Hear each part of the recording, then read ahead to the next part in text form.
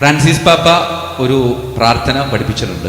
അതായത് കിടക്കാൻ നേരത്ത് കിടക്കുമ്പോൾ ഒരു കാര്യം ശ്രദ്ധിക്കണം. സ്വസ്ഥമായിട്ട് ഈ മൊബൈലൊക്കെ വലിച്ചെറിഞ്ഞ് കളഞ്ഞിട്ട് വളരെ ഭക്തിയോടുകൂടെ കുരിശു വരച്ച് കിടക്കാനായിട്ട് പരിസരത്തുണ്ടാവും. കുരിശു വരക്കാറുണ്ട്. ഒരു 10 ദിവസം പോലും തുടർച്ചയായിട്ട് നിങ്ങൾക്ക് ചെയ്യാൻ പറ്റില്ല എന്ന് വെല്ലുവിളിച്ചിട്ടാണ് പറഞ്ഞത്. അതേ വെല്ലുവിളി പരിശുദ്ധ പിതാവ് ഫ്രാൻസിസ് പാപ്പയ്ക്ക് വേണ്ടി ഞാൻ ഇവിടെ വെച്ച് നടത്തുകയാണ്. ഞാനിത് പറഞ്ഞു തരുന്നത് ഈ ദിവസങ്ങളിൽ നിങ്ങൾ നടത്താൻ പരിശ്രമിച്ച് നിങ്ങൾ തോറ്റു.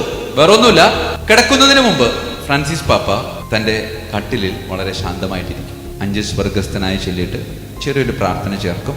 കർത്താവേ, അങ്ങേക്ക് മനസ്സുണ്ടെങ്കിൽ എന്നെ ശുദ്ധനാക്കാൻ കഴിയും.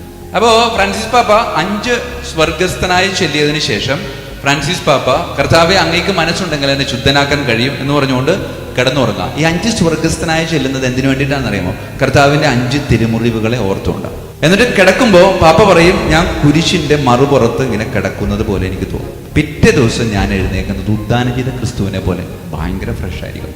കുരിശ് രൂപത്തെ മനസ്സിൽ ഓർത്തിട്ട് ആദ്യത്തെ സ്വർഗസ്ഥനായി ചെല്ലുമ്പോൾ ഇങ്ങനെ പിടിക്കും. അപ്പോൾ ഈ കയ്യിലെ തിരുമുറി. രണ്ടാമത്തത് പ്രാർത്ഥിക്കുമ്പോൾ ഇങ്ങനെ പിടിക്കും. മൂന്നാമത്തത് പ്രാർത്ഥിക്കുമ്പോൾ വലത്തെ കാല് ഇടത്തെ കാലിന് മുകളിൽ ഒന്ന് പതുക്കെ ഒന്ന് ചവിട്ടും. അപ്പോൾ ഇടത്തെ കാലിലെ തിരുമുറിവുകൾ ഞാൻ ഓർക്കാം. അതിനുശേഷം നേരെ തിരിച്ച് ചവിട്ടും. അപ്പോൾ വലത്തെ കാലിലെ തിരുമുറിവ് ഓർക്കും. 5ാമത്തത് ചെല്ലുമ്പോൾ ഇങ്ങനെ പിടിച്ചിട്ട് 5ാമത്തെ സ്വർഗസ്ഥനായി ചെല്ലും. എന്നിട്ട് കർത്താവേ, അങ്ങേക്ക് മനസ്സുണ്ടെങ്കിൽ എന്നെ ശുദ്ധനാക്കാൻ കഴിയണമെന്ന് കിടന്നുറങ്ങും. നാളെ പിറ്റേ ദിവസം എഴുന്നേൽക്കുമ്പോൾ നല്ല ഫ്രഷായി.